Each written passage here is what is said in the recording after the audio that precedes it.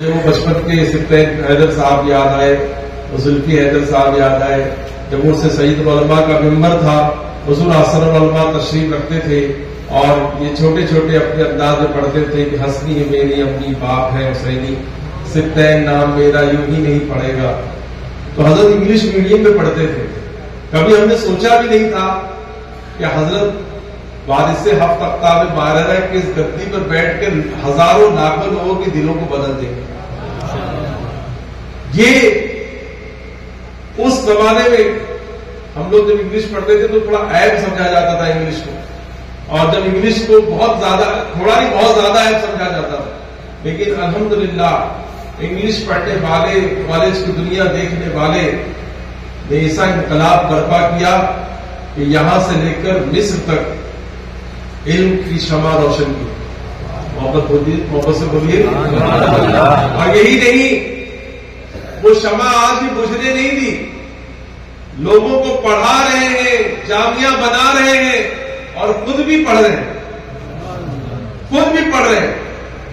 یہ پڑھے لکھوں کا گھرانہ ہے، یہ ان کا گھرانہ ہے کہ جن کے گھر پڑھنے والے بڑے بڑے آ کر کے تاجدار اپنے سر خم کر دیتے ہیں اور یوں کہتے ہیں کہ اس گلی کا گدا ہوں میں جس میں مانگتے تاجدار پھرتے ہیں۔ حضرات گرامی، بہت ہی ادب و احترام کے ساتھ اس ذات بابرکت کو دعوت سخن دینے جا رہا ہوں کہ جس کا نام سن کر اچھے اچھے کام جاتے ہیں، جس کا نام آج حق اور باطل کے بیچ میں جو ہے خط امتیاز بنا ہوا ہے، کہ جس کا نام سن کر اچھے اچھوں کے ہوش اڑ جاتے ہیں، اور جو اہل محبت ہے وہ اپنا دل کھول کے سامنے بیٹھ جاتے ہیں۔ اور ہم آج بیٹھے ہوئے ہیں اچھے دنیا کے دربار میں، کیا شمش ماہے کا جانشین بغدادی میں سے ہم غلاموں کو سیراب کریں گے۔ نوری آستانے کا وارث و جانشین، سید العلماء کا وارث و جانشین، نظمی میاں کا وارث و جانشین آج ہمیں آپ کو سیراب کرنے کے لیے مسند آل احمدیہ غوثیہ پر جلوہ گر اور جلوہ بار ہے۔ بہت ہی ادب و احترام کے ساتھ مائک حضور کے حوالے کیا جا رہا ہے کہ حضور والا ہم غلاموں پر کرم کی نظر فرما دیں، اور ہم خالی جھولی لے کر کے منگتے آئے ہوئے ہیں، ہماری خالی جھولیوں میں سرکار کرم کی نظر فرما کر ان خالی جھولیوں کو بھر دیں۔ اور ہم سب التجائے پیش کر رہے ہیں، اور انشاءاللہ تعالی ہمیں امید نہیں، یقین ہے کہ جو مرادیں لے کے آیا ہے آج یہ ہمارا دادا ہماری جھولیوں کو بھر کر یہاں سے نوازے۔ نشہ پلا کے گرانا تو سب کو آتا ہے، نشہ پلا کے گرانا تو سب کو آتا ہے، مزہ تو جب ہے کہ گرتوں کو تھام لے ساکی، مزہ تو جب ہے کہ گرتوں کو تھام لے ساکی۔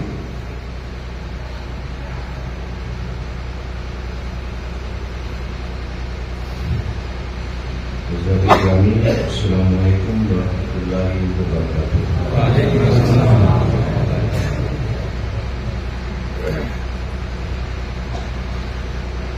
الفاتحہ۔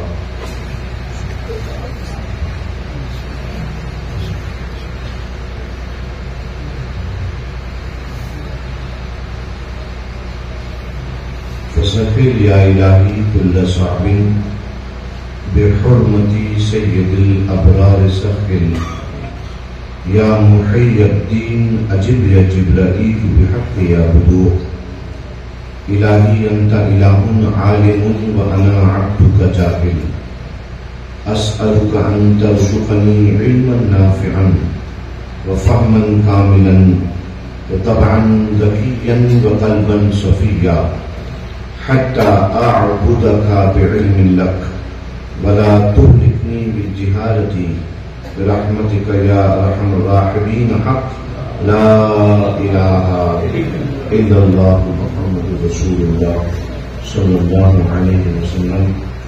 الحمد لله،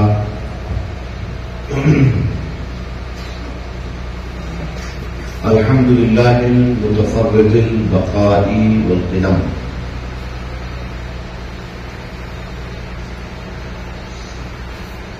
الموجد الاشیاء من العدم،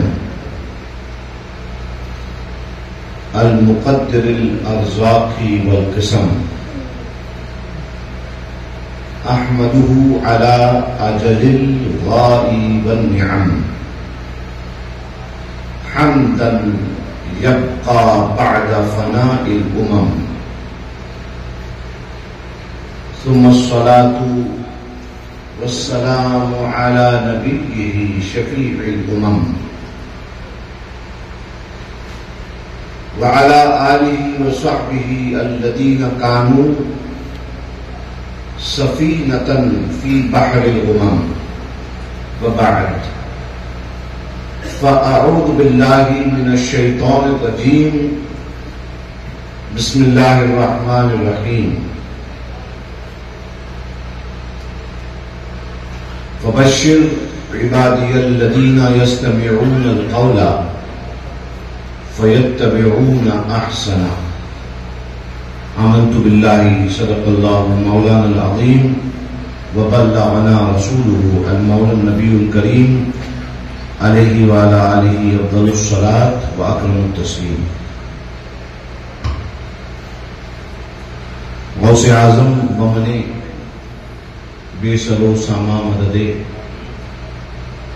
قبلہ دی مددے کعبہ ایما مددے امتدار کرم تست من عینی را اے خدا جو و خدا بین و خدا دا مددے الہی تابوت خورشید و ماہی الہی تابوت خورشید و ماہی چراغ چشتیاں را روشناہی بگرداب بلا افتاد کشتی ضعیفان شکستہ راتو کشتی بحق خواجہ عثمان ہارونی مدد کن مدد کن مدد کن یا معین الدین چشتی.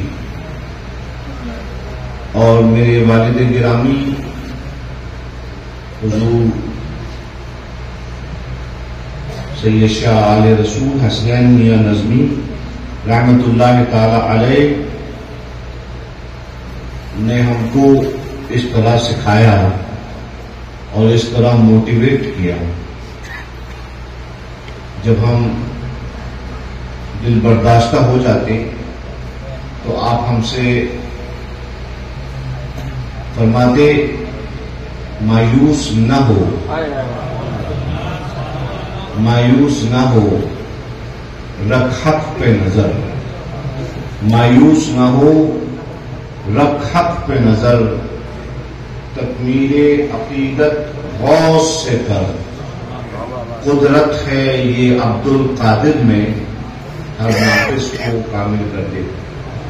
میرے تمام برادران طریقت یہاں تشریف فرما ہے. آپ سب کو خیر مقدم آپ سب کا بہت شکریہ. تہہ دل سے میں آپ کا شکر گزار ہوں. منبر نور پر خاندان کے خلفاء میرے پیر بھائی علماء ملت اسلامیہ میں کس کس کا نام دوں اور کس کس کا نام چھوڑ دوں. اور میں لقب القاب میں تو ویسے ہی آپ جانتے ہیں کہ یقین نہیں رکھتا. زمانہ وہ ہے کہ مانگے ٹانگے کی قبائیں دیر تک رہتی نہیں. مولانا ذیشان صاحب قبلہ اللہ آپ کو صحت کاملہ شفاء عاجلہ عطا فرمائے. کہتے ہیں کہ مانگے ٹانگے کی قبائیں دیر تک رہتی نہیں.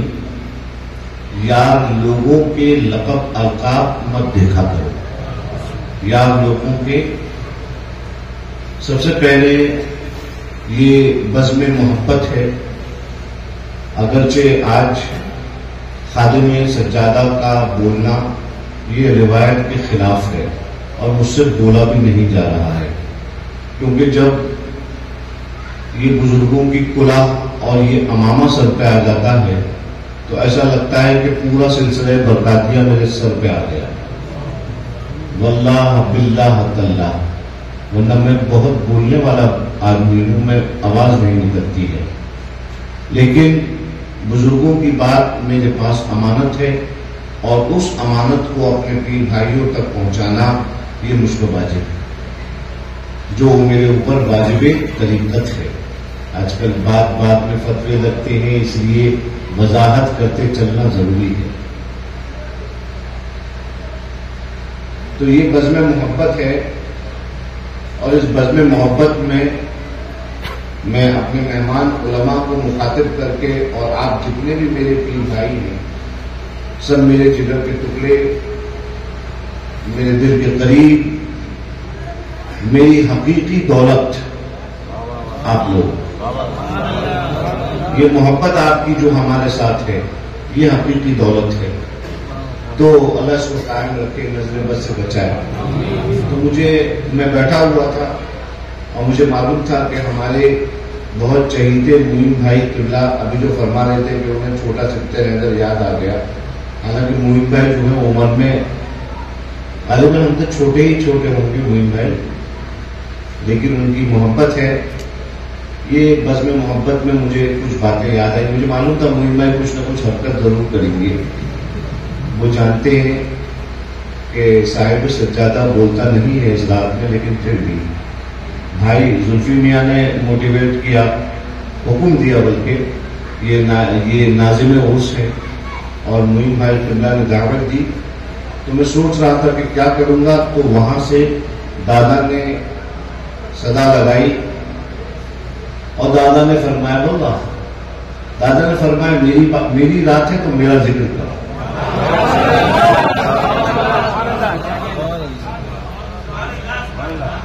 مفتی غلام مصطفیٰ اظہری صاحب میں خاص طور پہ آپ سے متوجہ ہوں۔ اس وقت بڑا مزے کا واقعہ میں بیان کر رہا ہوں میرے دادا کا، سید عالم مصطفیٰ، علامہ مولانا مفتی حکیم میں کچھ نہیں لگاؤں گا، سید عالم مصطفیٰ۔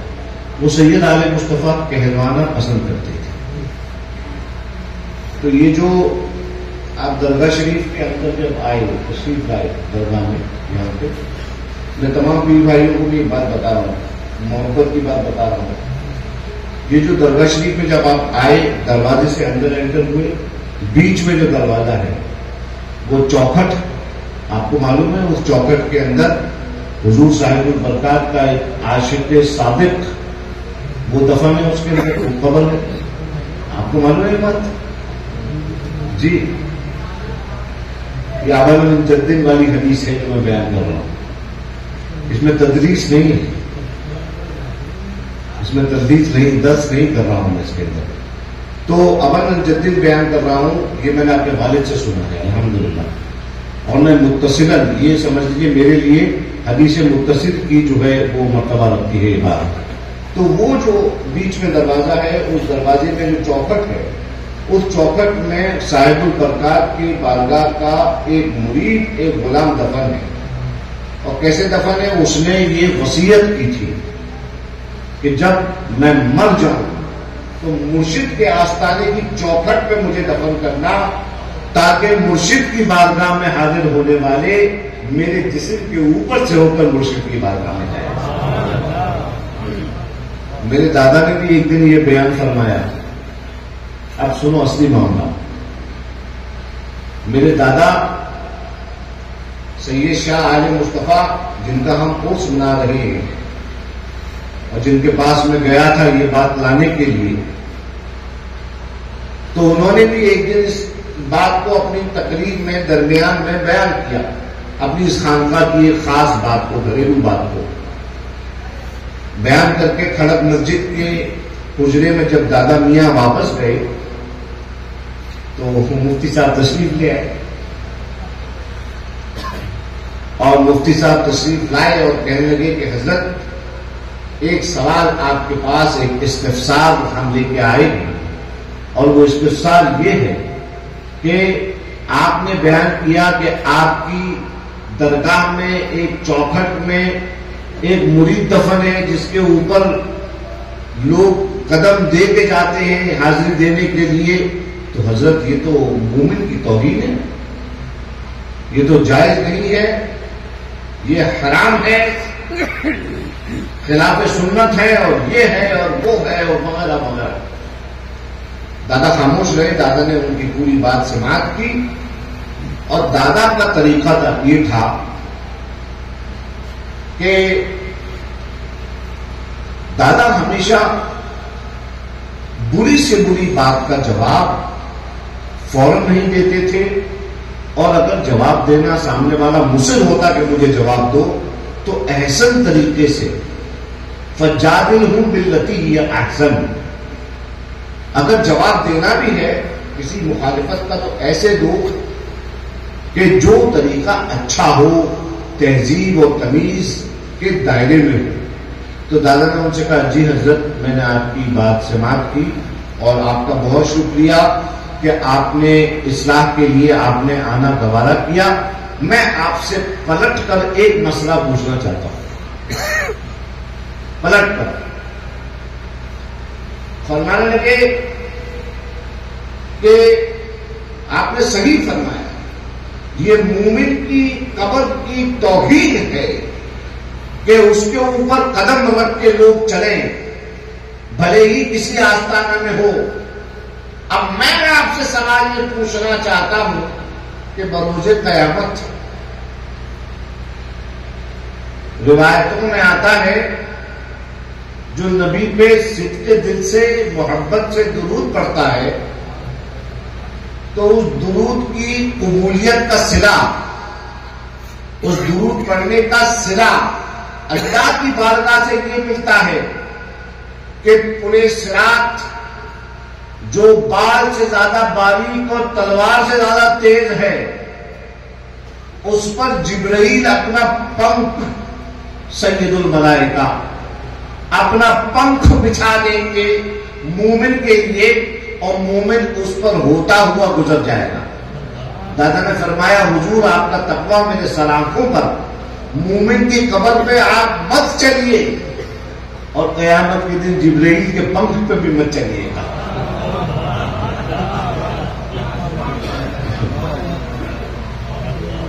حاضر جواب تھے، بہت ہی حاضر جواب تھے.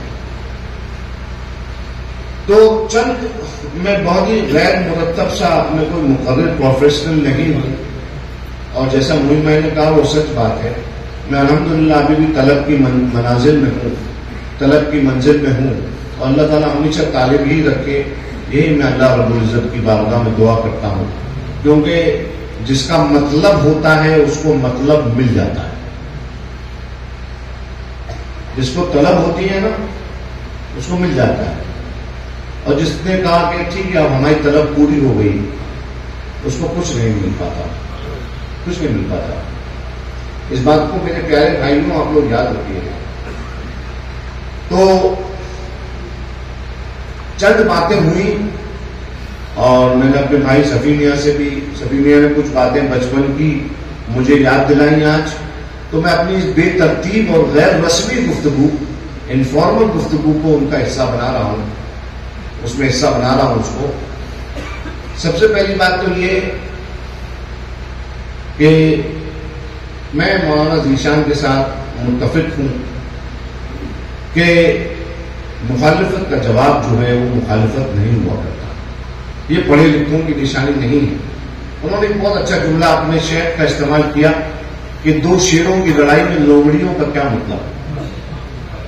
لیکن معاملہ یہ ہے مولانا ذیشان صاحب کہ شیر کے مقابل میں شیر ہو تب نہ، یہ بات ہے.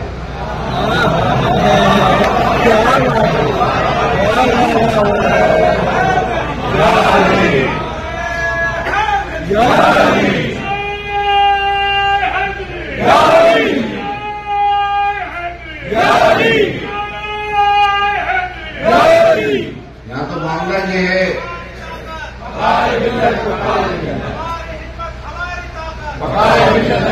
یہاں تو معاملہ یہ ہے کہ شیر کے مقابلے میں لومڑیاں ہیں تو پھر لومڑیوں کا کیا مطلب وہ مثال کا یہاں ہے نا، ہے کہ نہیں.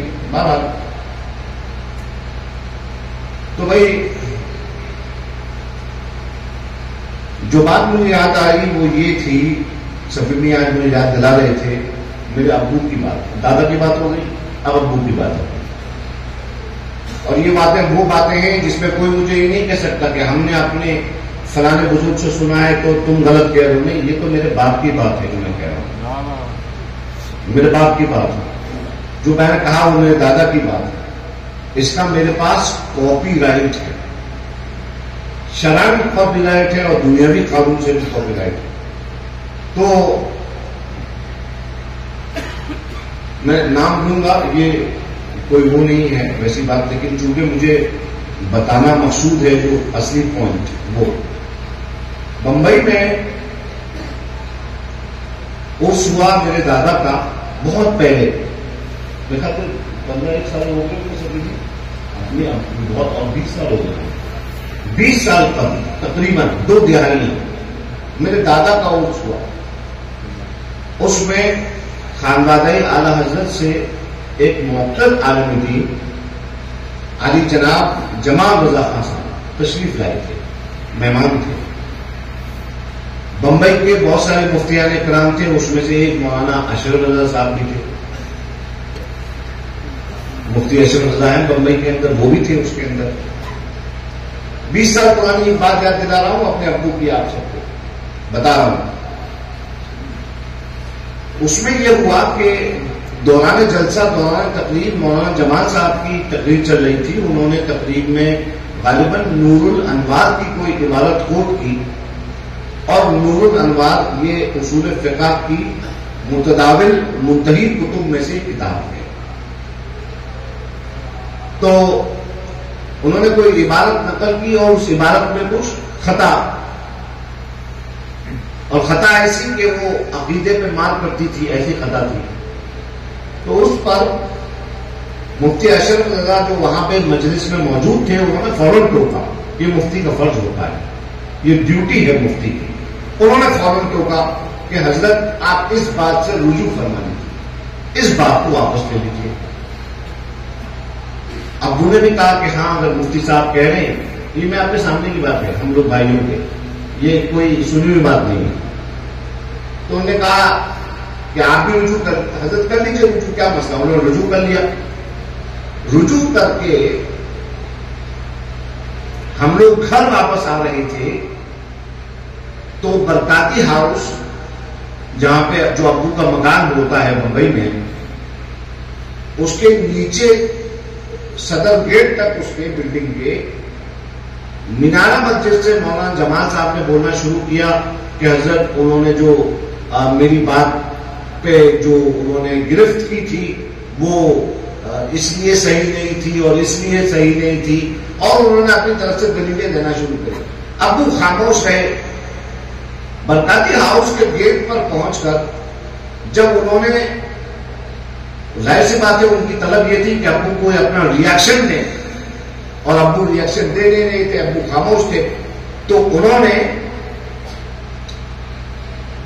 اپنا مین اسطر استعمال کیا، کہنے کا حضور یہ بات جو میں نے پڑھی اور بیان کی، یہ میں نے حضور نوری میاں صاحب سے بیان کری. یہ میں نے سراج العوارف فی الوصایا والمعارف میں جو حضرت نوری میاں صاحب کی کتاب ہے اس سے دیکھ کر میں نے بیان کی ہے ایک بات. ابو ایسے کر کے موڑے ان کی طرف، اور ابو نے ایک جملہ فرمایا. میں بیٹھا ہوں تو میرے پوسٹ پہ نہیں ہے میرے باپ.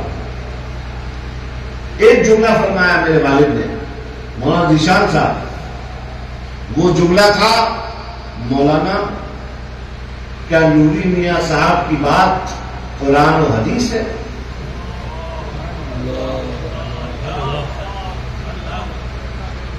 ان کی مسند کا جانشین ہے میرا باپ، میرا والد.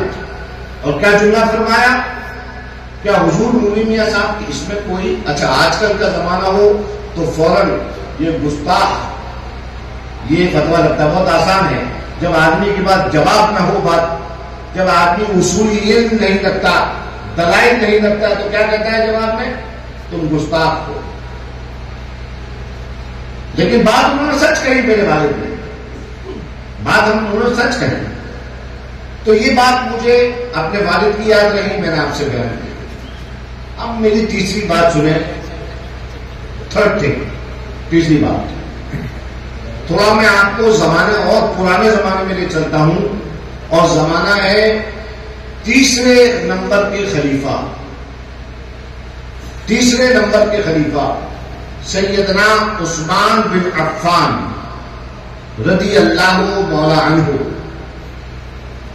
جب حضرت عثمان مسند خلافت پر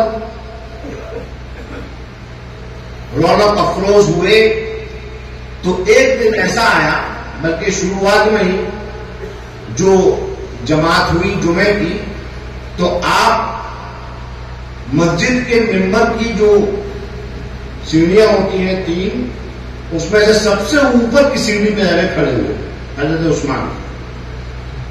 اب ظاہر سی بات ہے اس زمانے میں بھی ایسے لوگ، ہر زمانے میں ایسے لوگ ہوتے ہیں اعتراض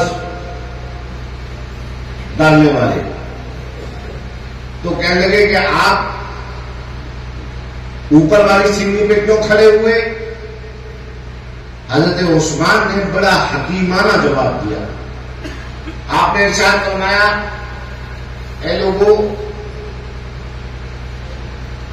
جب رسول اللہ علیہ الصلوۃ والسلام کا وصال ہوا، ان کے جانشین، ان کے خلیفہ اور ہوئے ان کی مسند کے خلیفہ حضرت ابو بکر. حضرت ابو بکر صدیق ممبر کی پہلی سیڑھی پہ کھڑے ہوا کرتے تھے. اگر میں عثمان پہلی سیڑھی پہ کھڑا ہوتا خلافت پاتے ہی، تو لوگ کہتے ہیں یہ اپنے آپ کو ابو بکر سے ملا رہا ہے، یہ ان سے برابری کر رہا ہے.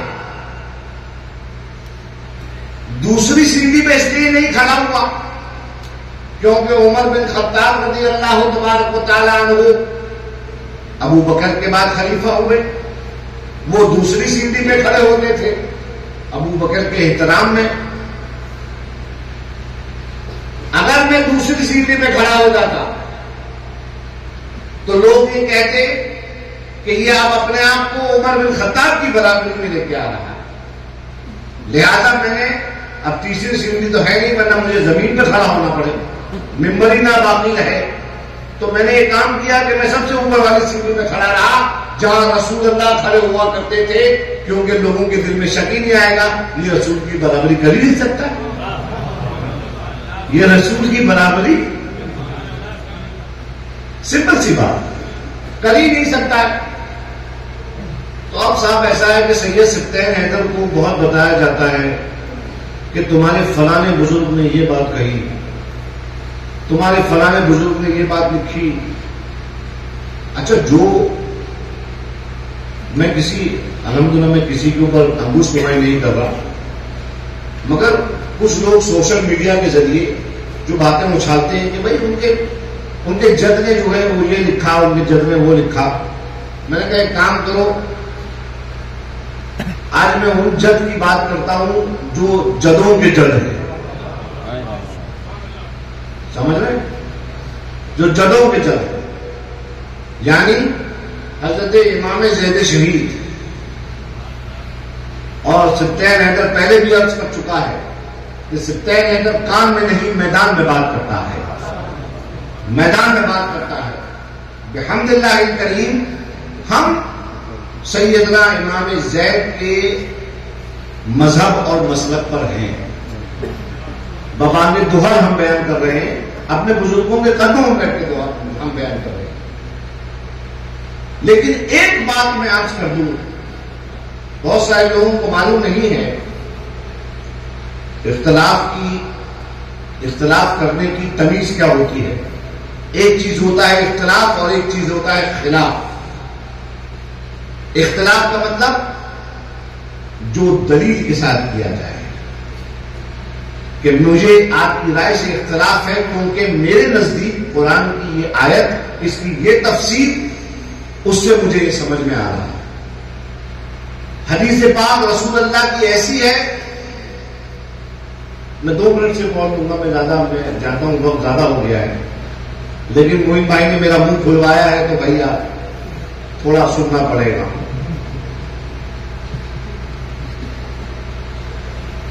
جیسے امام اعظم ابو حنیفہ، ان کے فقہی اصول کچھ اس طرح سے تھے.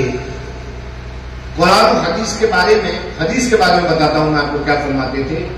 فرماتے تھے اگر مجھے 2 صحابہ مختلف روایت کرنے والے ان کا قول مل گیا،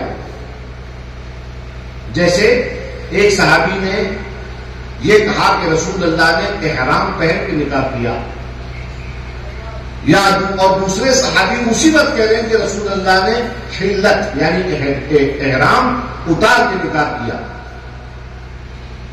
تو اس میں مسئلہ کس صحابی سے لینا ہے؟ امام اعظم فرماتے ہیں کہ میں اخذت من افقہ بینہم، ان میں سے دونوں میں سے جو افقہ یعنی دین کی زیادہ سمجھ رکھنے والا ہے میں اس کا قول لے لیتا ہوں۔ حضرت ائمہ اہل بیت کا آپ کو معلوم ہونا چاہیے کہ ایسا نہیں کہ ان میں آپس میں اختلاف نہیں تھا، آپس میں فقہی بہت اختلاف تھا۔ حضرت امام زید اور حضرت امام محمد باقر سلام اللہ علیہ ان میں بہت اختلاف تھا۔ کس بات میں اختلاف تھا؟ میں آپ کو بتاتا ہوں۔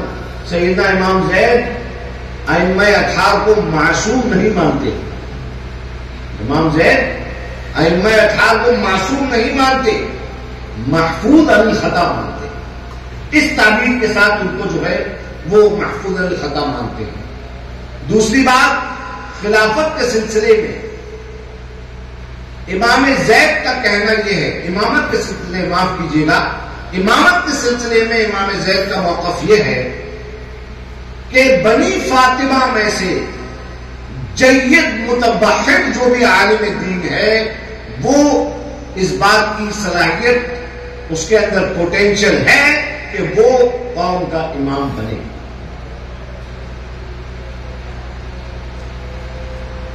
مگر آپ نے کبھی سنا کہ اماموں میں ایسا اختلاف تھا ویسا اختلاف تھا؟ کچھ نہیں۔ تو حضرات گرامی، اگر ہمارا موقف اپنے جد امام زید کے، وہی جو ہمارے مولانا کہہ رہے تھے کہ لڑائی شیروں میں ہوتی ہے، بولتی لومڑیاں ہیں، بولتی بھی ہے بلوائی بھی جاتی ہے۔ اللہ کا شکر ہے کہ سپتمبر کی زبان ایسی ہے کہ سپتمبر خود ہی بول دیتا ہے، الحمدللہ اللہ کا شکر ہے۔ میں ہمیشہ یہ جرأت میں نے امام زید سے سیکھی ہے، امام زید سے سیکھی ہے۔ حضرت امام جعفر صادق نے اپنے چچا زید سے کہا تھا، اور ایسے ہی کہا تھا، چچا آپ کو مار ڈالیں گے یہ لوگ۔ فرمایا وہ زبان ہی کیا زبان جو موت سے ڈرے، جو موت سے ڈرے وہ کیسا مرد ہے، وہ کون سی مردانگی ہے؟ سبحان اللہ۔ اس پالیسی میں بھی ائمہ میں اختلاف تھا۔ حضرت امام باقر وہ ڈپلومیسی، مصلحت دینی کو ترجیح دیتے تھے، اور امام زید وہ قیام کو ترجیح دیتے تھے۔ تو یہ چند باتیں مجھے اپنے بزرگوں کی طرف سے ملی اور میں نے آپ تک پہنچائی۔ اللہ رب العزت کی بارگاہ میں دعا کرتا ہوں کہ یہ محبتوں کا سلسلہ ہے، اور میں آپ لوگوں سے میں آگرہ کرتا ہوں کہ اللہ کے واسطے سوشل میڈیا کو جنگ کا اکھاڑا نہ بنائیں، جنگ و جدال کا اکھاڑا نہ بنائیں۔ اس کے اوپر ہر کوئی مفتی بنا بیٹھا ہے، ہر کوئی محدث بنا بیٹھا ہے، کٹ پیسٹ کر کے حدیثیں، آپ کو معلوم ہے حدیث کو اس طرح کٹ پیسٹ کرنے کا یہ سب حدیث کے، یہ علم حدیث اور فن حدیث کے آداب کے بہت سخت خلاف ہے یہ بات۔ ائمہ اہل سنت میں امام دار الہجرہ حضرت مالک بن انس رضی اللہ تعالی عنہ، اگر ان سے کوئی دین کا فقہی مسئلہ سیکھنے آتا تو وہ پوچھتے اس سے پہلے کہ مسئلہ سننا ہے کہ حدیث سننا ہے۔ اگر وہ کہتا مسئلہ سننا ہے تو آپ ایسے ہی تشریف لے آتے، مسئلہ وہ دریافت کرتا یہ بتا دیتے۔ اگر وہ کہتا کہ میں حدیث سنانا یا سننا چاہتا ہوں تو آپ غسل فرماتے، غسل فرماتے، بہت ہی فاخرانہ لباس سے بدل کرتے، عطر لگاتے اور بڑے التزام کے ساتھ تشریف رکھتے اور فرماتے کہ یہ حدیث کی مجلس ہے، یہ رسول اللہ کے قول و فعل کی مجلس ہے۔ تو حدیث کو یہ کٹ پیسٹ کرنے کا مت سمجھو، اتنا ہلکا مت سمجھو. یہ فن ایسا ہے سبحان اللہ کہ اس فن پر یہ سلسلہ قائم ہے. یہ سلسلہ کیا ہے؟ یہ ہمارا حدیث کا ہی سلسلہ ہے. جتنی باتیں عقیدے کی ہمارے پاس آئی ہیں یہ اسی فن کا فیض ہے. کٹ پیسٹ کر کے اپنی بات کو ورک کرانا، ارے بھائی ضروری تھوڑی ہے کہ آپ ہر چیز کا جواب دیں، ہر ضروری تھوڑی ہے. آپ اپنے طریقتی جو آپ کا شجرہ آپ کو دیا گیا ہے اس شجرے میں کچھ ہدایات لکھی ہیں صفحہ نمبر 15 پر، ان ہدایات پر خالی عمل کرنے کی کوشش کرو. اس کے علاوہ ہمارے ابو فرماتے تھے اپنے بزرگوں سے نقل کر کے کہ پیر و مرید کا رشتہ ایسا ہوتا ہے مرید جیسے زندہ کے ہاتھ میں مردہ، زندہ کے ہاتھ میں مردہ ایسا ہوتا ہے. تو آپ کو جو ہدایتیں دی گئی ہیں آپ لوگ اس پہ عمل کریں. نوجوان دوست جو ہیں میں خاص طور پہ ان سے عرض کر رہا ہوں کہ اپنا ٹائم ویسٹ مت کرو. مرد کو چاہیے کہ وہ ہر روز اپنی صلاحیتوں میں اضافہ کرے، کوئی نیا اسکل سیٹ، بہت کمپٹیشن کی دنیا ہے، اپنا اسکل سیٹ بڑھاتے رہو، اپنی معلومات میں اضافہ کرو، اپنے ہنر میں اضافہ کرو. بس یہی بات ہے جس پر میں اپنی بات کو ختم کرتا ہوں. آپ لوگوں کے لیے دعا کرتا ہوں کہ اللہ رب العزت آپ کا آنا، ہمارا بلانا، ہم سب کا جمع ہونا قبول فرما لے اور محض اپنی رضا کے لیے اللہ تبارک و تعالی ہمیں ہمارے گناہوں کو بخش دے اور ہمیں اللہ رب العزت ہمیں اپنے آپ سے اپنی ذات سے راضی رکھے اور ہم اللہ سے راضی رہیں اور اللہ ہم سے راضی ہو جائے. بس یہی دعا، اسی دعا پر میں اپنی بات ختم کرتا ہوں. ربنا تقبل منا انك انت السميع العليم وتب علينا انك انت التواب الرحيم. استغفر الله العظيم سبحان الله وبحمده سبحان الله العظيم وبحمده استغفر الله برحمتك يا ارحم الراحمين. حق لا اله الا الله محمد رسول الله. حضرات صلوات و سلام علیہ.